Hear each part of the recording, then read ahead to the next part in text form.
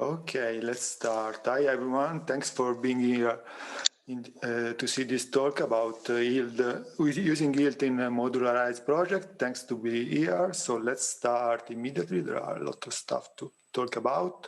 So we'll talk about especially Dagger and Hilt.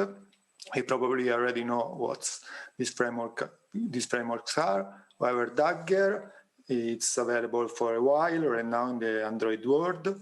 And the definition in the official documentation is that is a replacement for these factory classes that implements the dependency injection design pattern. So basically using Daggers, we can use the dependency injections design pattern in our Android applications. Hilt is quite new, it is still in an alpha version. It's available from a while in the official documentation, that it's great, by the way.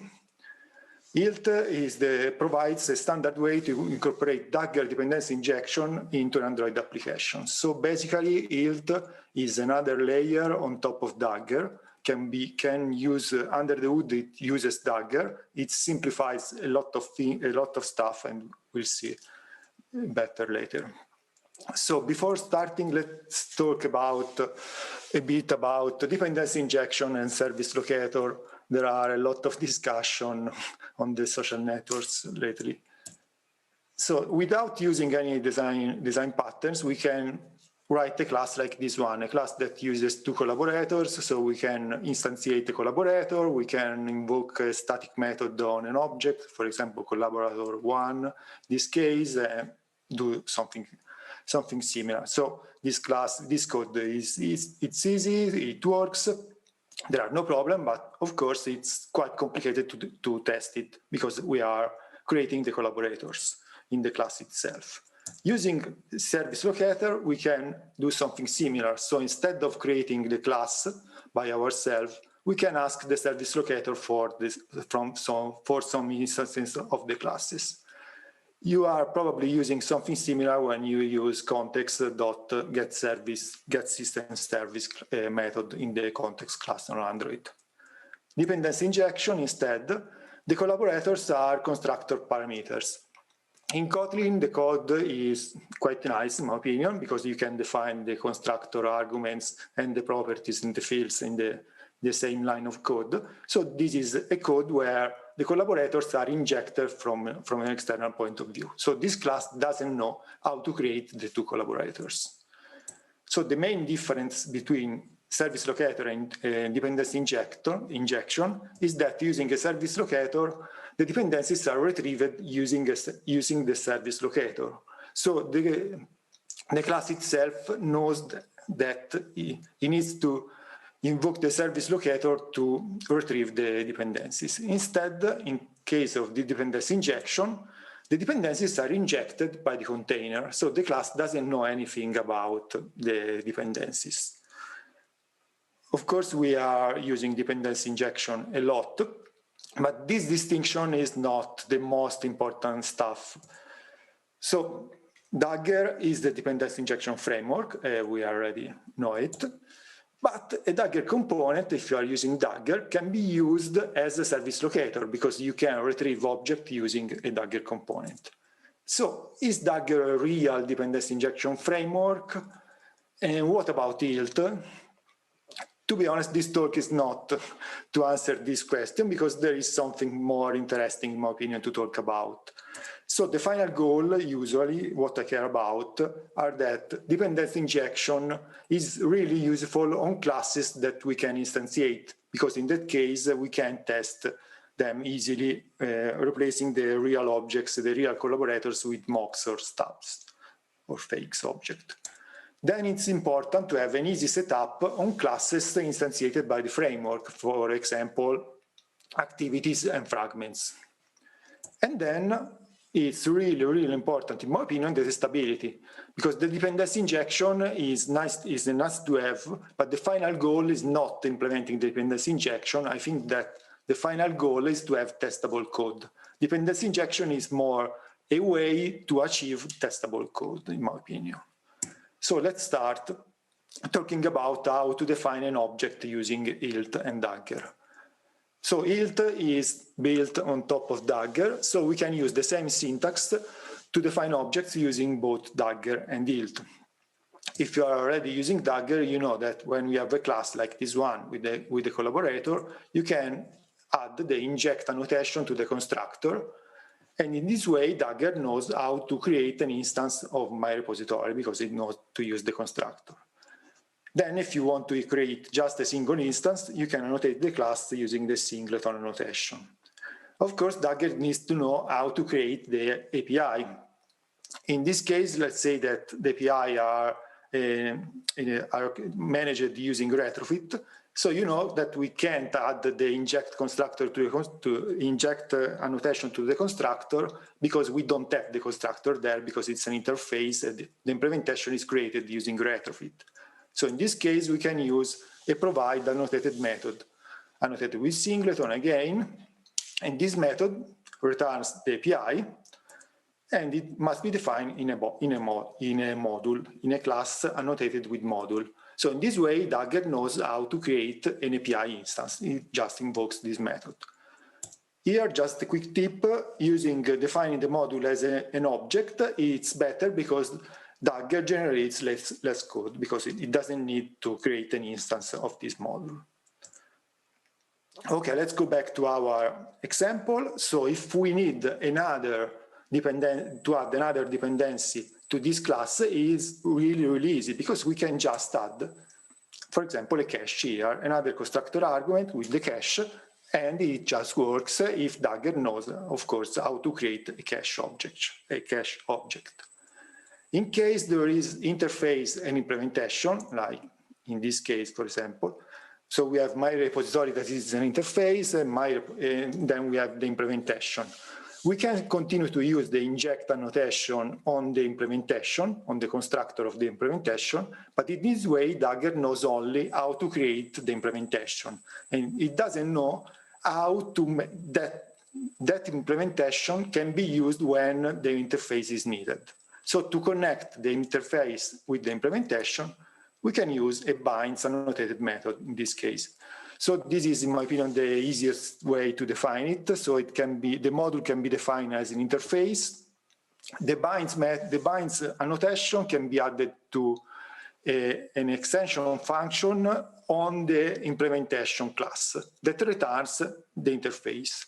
Using these 3 or 4 lines of code, Dagger knows that the implementation can be used when an interface is needed. Okay, starting from Android Studio 4.1 and 4.2, there are internal support for Dagger and Hilt, and it's great, in my opinion, because you can navigate from the object definition to the usage in an easy way inside Android Studio. It's really easy to use, and it's great. Okay, so let's start talking about Hilt. Hilt, so it's built on top of Dagger, as I said, and it defines new annotation that can be used. So let's see them in practice. So again, we have the module. The module is a Dagger concept. In Dagger, we have to add the module to a list of managed modules in a component. Using Hilt, we can do the opposite. So the connection is not from the component to the module, but it's from the module to the component using the install-in annotation. In this way, we are saying that all the objects managed by this module will be available in the singleton component. A singleton component is not a class that we need to write by ourselves because it's already defined in Hilt. So Hilt defines already a lot of components that can be used. So from the documentation, these are the components. So there are the classical component, okay, the application component is called the singleton component here, but then there are the activity component and the fragment components that are used classically in all the Dagger applications, in all the applications managed by Dagger. And then there is activity retain component that can be useful, service component, and 2 components to inject stuff into a view, a custom view, without an activity or without a fragment. So there are a lot of components, and new components can be added if needed, but most of the time the default components are enough. Okay, installing, it seems like a small change, but I think it's really, really powerful, and it's quite useful to have it instead of defining the module in the component. Why? Because, for example, let's see this example. This is something classical. I think there is in all the Android applications. So we are using an OK HTTP client. In the client, we can add some interceptors. And usually we add some extra interceptors in the debug build, like something to log all the calls or something similar. So we can leverage the Dagger multi-binding. That is something that was already available with Dagger, but I think that with Hilt is even more useful. And we can define in source/main a method that returns an empty set, or maybe an interceptor to execute the login if it's necessary. Then we can create another module in source/debug this time, install it in the singleton component again, and create a method annotated with provides and into set. In this way, we are defining an extra object to insert in the set of our interceptors that uses the HTTP logging interceptor. So using just this configuration without the need to specify anything else, we have something that we have an interceptor that is added to the OK HTTP interceptor, OK HTTP client only in the debug build. This is something that can be done, of course, even without Hilt, but using Hilt, it's really, really easy because it's just a new module that will be used only in the debug build, and this is possible thanks to the installing annotation, because we don't need to reference the debug OK HTTP config module anywhere because it's just used based on the annotation. Okay, so then when we want to use something, to inject something in activity, for example, we can add another Hilt annotation that is Android entry point. And that's all. Usually using Dagger, we need to retrieve the component, then we need to understand if we need to use a subcomponent, a component dependencies, or something similar. Instead, using Hilt, we can just define stuff in the modules or using the inject in the constructor, and then add the Android entry point to activity fragments and something similar. And it just works. Android entry point can be used on activity fragments, views, service, broadcast receiver, and also on some other stuff like the work manager worker. In activity, of course, we can use a view model. So to define a view model, we can use the view models with the S at the end, Kotlin delegate method. Then in the view model class, we can add a new annotation that is view model inject instead of just inject. In this way, the view model is injected, the constructor arguments of the view model are injected using the classes defined by Dagger and Hilt. Something else that can be defined is here, is this one. So we can define an handle, a saved state handle that can be used to save or restore state in the save state. But it's useful that it can be used also to retrieve stuff from the fragment arguments and from the activity bundle, from the activity intent bundle, because by default it's created as a default value, the bundle used as the fragment arguments or the activity intent. So this can be useful also to retrieve stuff like an ID to load in a detail screen. Okay, so view models can be injected and it works. Then in the application, we can use another annotation that is Hilt Android app. In this way, we are doing two stuff. So we are injecting the application using the dependencies defined in Dagger/Hilt. And it's useful also because all the graph of the objects is checked based on this annotation. So this is the real entry point of everything, let's say. Okay, so using Hilt, basically there are no more components, so we don't need to argue anymore if subcomponents are better or worse of component dependencies and Dagger Android and something else. Sort of, because in the reality the components are still there, but are generated by Hilt. So we can, if we take a look to the generated code, the generated folders, we can find the singleton C, for example, component class that implements the singleton component. And of course, the modules on top of this class are populated, the list of modules, based on the modules that contains the install in annotation. Another stuff that is generated by Hilt is this one.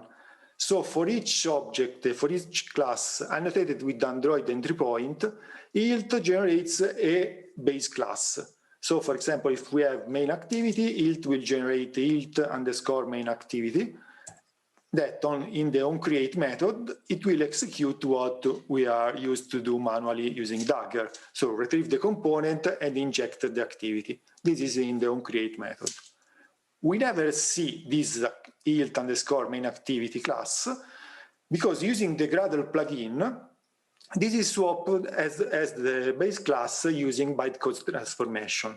So using some magic, let's say, our activity that in our code extend upcompat activity directly, runtime will extend Hilt main activity. So when we invoke super.onCreate, we are invoking this one that will inject everything. Okay, another big difference comparing Dagger to Hilt is this one, the monolithic component system. So what does it mean? It means that usually using Dagger, especially if we are using subcomponents for activities, we are defining a subcomponent for each activity or for each fragment. And then we create an instance for every time there is a new instance of the activity. Using Hilt is a bit different because we are using a monolithic components. The components are generated by Hilt again, and they are generated based on this concept.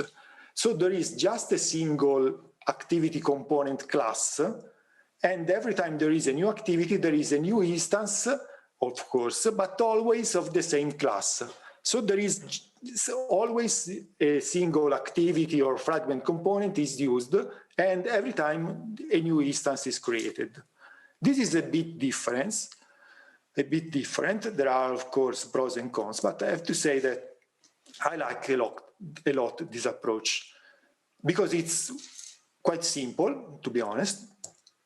Even if sometimes you need an extra qualifier notation because you can define twice the same class in the same component. So if you need a different implementation based on the activity, you need to define both implementation and to use a qualifier to decide which one do you want to use. Then there is less generated code, and this is always good. And everything can be injected everywhere. And this is both a pro and a con, because having just a single activity component, for example, you can, even if an object is used only on a certain activity, it can be injected everywhere. But this can be improved using the internal Kotlin modifier and using a multi-module project, of course, because in that way, a class will be visible only in the modules, so you can limit the scope anyway in this way. Okay, the last annotation that we are talking about is entry point. So using entry point, we can define an interface that will be implemented by the generated Hilt component. So in this case, my entry point will be implemented by the generated component, and so here we can define the usual methods and properties used in a Dagger component, like use case and inject method. Then, of course, runtime, we can retrieve the components, the entry point, using this class entry point accessors from application, and then we can invoke the methods. This can be useful in migration from Dagger to Hilt and in some edge case, to be honest. Most of the time, the Android entry point annotation is enough, and it's better to use it. Okay, so let's talk about testing. So as I said at the beginning, using dependency injection on the constructor in this case, this class is testable because we can replace the collaborators with something else. So adding the inject annotation on the constructor, the class is still testable. So a test for this class, it's quite easy, it's quite common. So we can create two collaborators. Here we are creating two mocks and we are passing the mocks to the class, to the constructor of our class, and then we can test it in the usual way. Nothing new here. This is, for sure, it's not the best test ever, but it's just, you get the point. We can just use the test in the usual way for something that we can instantiate, as I said at the beginning. Something different will be in the future, probably, because if you read this documentation, Hilt testing philosophy, probably it will change a bit to use Hilt even in Java Virtual Machine test, but we'll see in a future release. Well, this article is quite interesting. You should take a look. Okay, instead, something else it's useful to you when we want to test, for example, an activity. So let's say that we have a myAnalytics class with the inject constructor annotation. Then we have a use case with the interface implementation. So again, to bind the implementation to the interface, we can create a module, install in, singleton component, binds, usual stuff. And then, of course, we have our activity that defines the two that is annotated using Android entry point, and there are two properties annotated using inject. So we'll use the two objects. How can we write a test? So we can write a test annotated with Hilt Android test, that is a new annotation. Then we can create a Hilt Android rule, a new class provided by Hilt, and a classical activity test rule to execute the activity. Then, if we want to inject the production objects that are using the activity into our test, we can do something similar. So we can create two properties, annotated them with inject, and then we can invoke the inject method on the Hilt rule. So we are injecting the production version of the object into our test, and then we can do something with the production objects. But usually in a test, at least in my opinion, it's more useful to do the opposite, so to inject something fake into the real code. So how can we do it?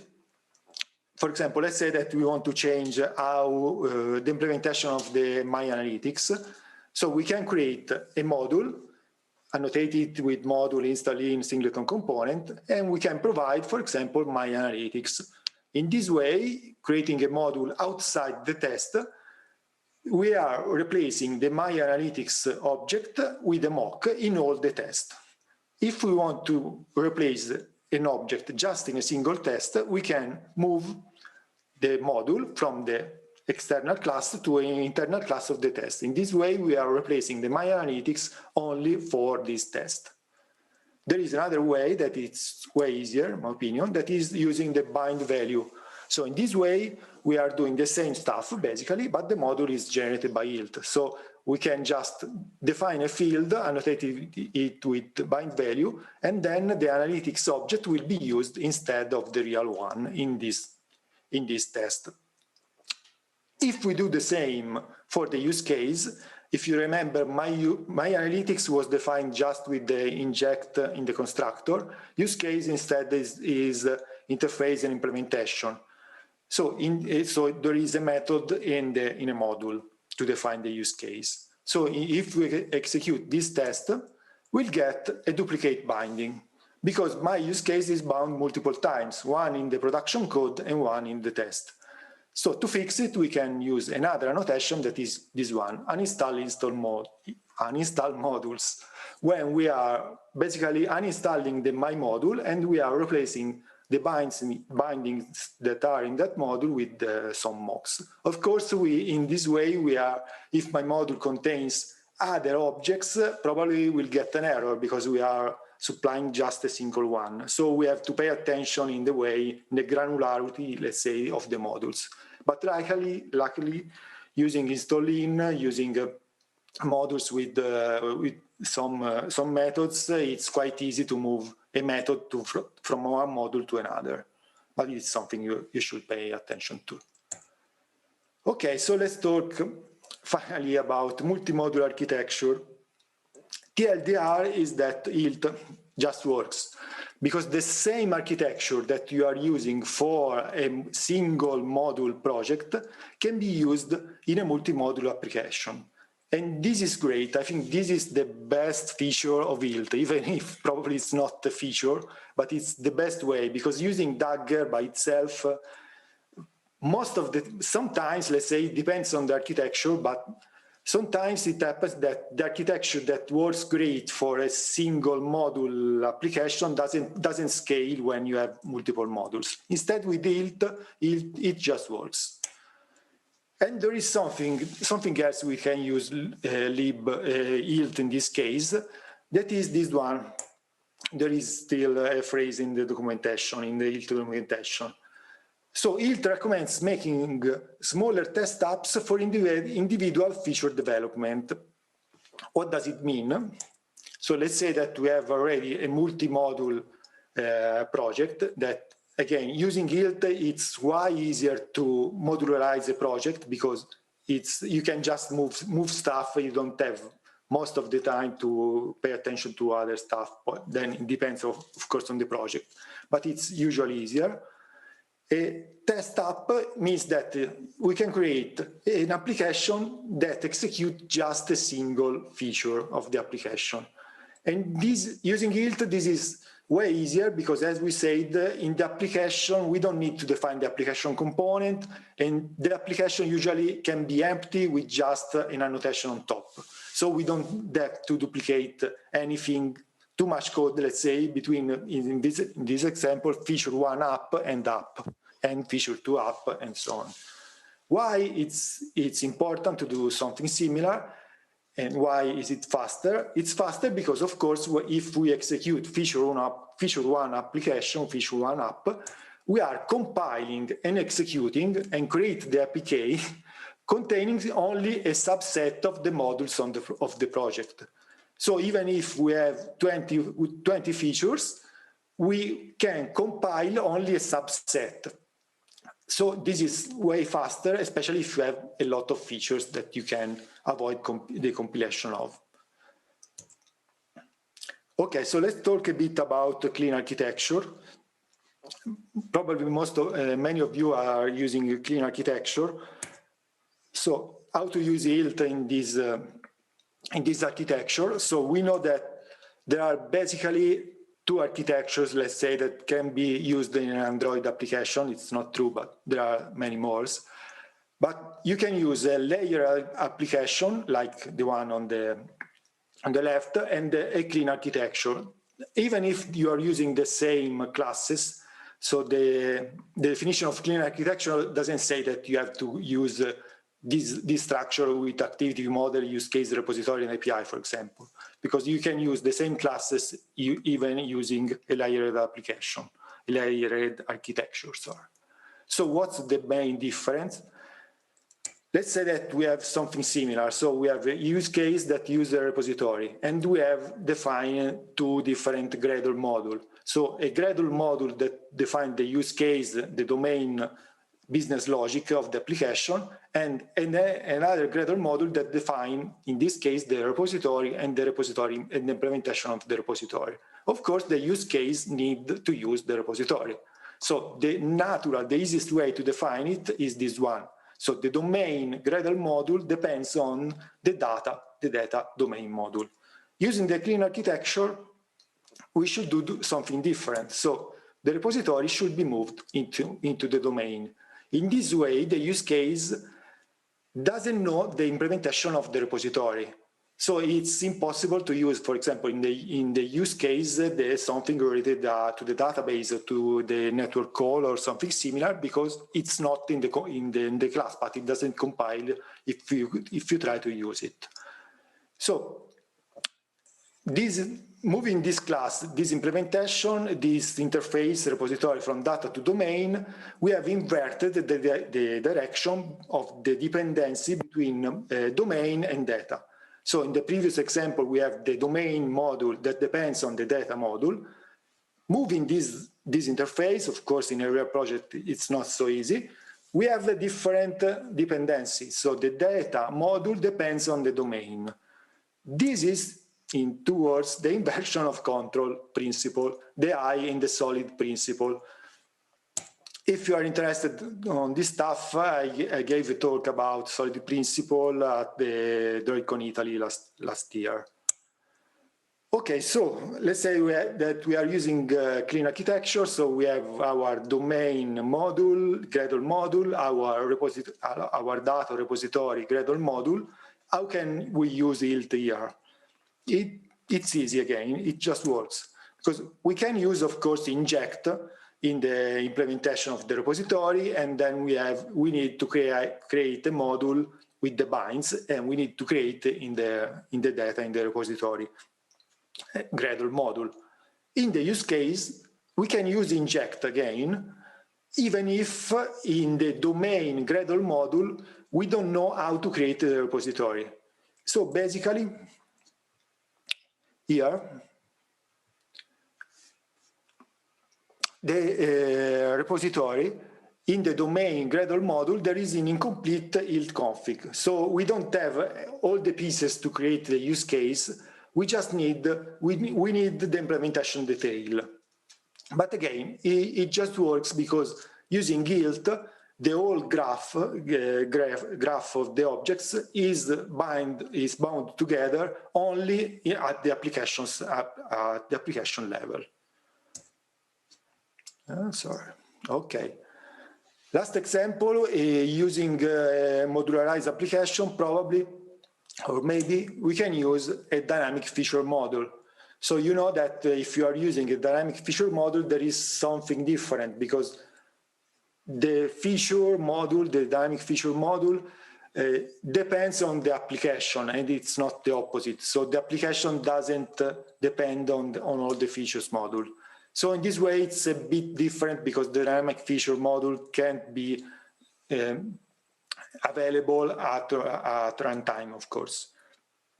So Hilt doesn't support yet dynamic features module. We'll see in the futures. And so in a dynamic feature model, we can use, however, Dagger in the usual way. So we can extract something from the application using one or more entry points. So in this way, the entry point, we can define something that will be implemented by the Android application, the singleton component, for example. And then in the dynamic feature module, we can use as a usual Dagger component. Unfortunately, right now with Hilt, this is the best solution using Hilt. We'll see if it will change in the future. Okay, so wrapping up, I said that these 3 things were important in my opinion. So dependency injection of classes we can instantiate. In this way, we can test them easily. And using Hilt, we can do it using inject, provides, binds, and the classical stuff, more using installing annotation on the modules. Then it's important to have an easy setup of classes implemented by the framework. And I think that it can be easier than using Android entry point and Hilt Android app because it just works. You just need to add an annotation on the top of the activity. And then, as I said, testability is the final goal and it's way important. And in this case, we can achieve it using Hilt Android test and Hilt Android rule and some other stuff that we saw in the talk. Okay. By the way, Hilt is definitely a dependency injection framework, even if you can use an entry point as a service locator, but don't do it. So links and contacts. So my name is Fabio Collini. I work at the New York Times. I'm a Google developer expert for Android and Kotlin. Here you can find my contacts on the socials. It's always more or less my name. Then there is some links to the official documentation and to a blog post I wrote 1 year ago. And as I said, the Hilt documentation is really, really good, so take a look to it. And that's all. Thanks for your attention. I don't know if there are already some questions.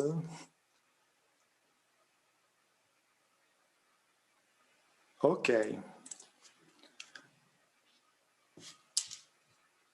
Sorry. Okay. So first question, I imagine something similar. What are the advantages, disadvantages of Hilt versus coin? So, okay, this is not about coin. I think that, in my opinion, the huge advantage of Hilt is that you have compile time safety, and it's usually faster at runtime. Instead, using coin, use something else, so you don't have compile time safety, and it probably it's faster compile time because there are no annotation processors, but can be slower even runtime. Then it depends. It's a big about the performance. Honestly, I'm not talking about some specific benchmarks, but this is a quick answer, let's say. Then can you use Hilt in a very large existing app using plain Dagger, or has to be one or the either one? It can be used. If you take a look to the documentation, there is a lot of stuff about migrating from Dagger to Hilt. So the TLDR, let's say, is that you can start adding Hilt gradually to an application that already uses Dagger. Then it depends on how you are using Dagger, but it can be done. Okay, then what's the difference between singleton component and application components?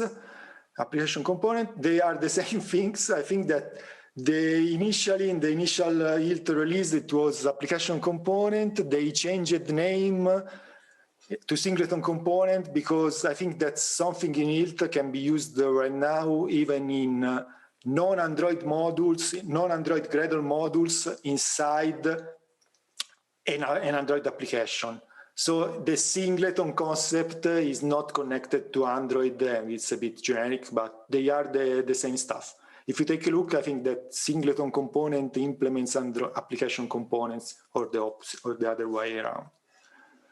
Does Hilt support scopes? Yeah, it supports all the stuff that are in Dagger. It supports the classical scopes, so application/singleton, activity fragment, and there are new scopes like retaining activity and view and services.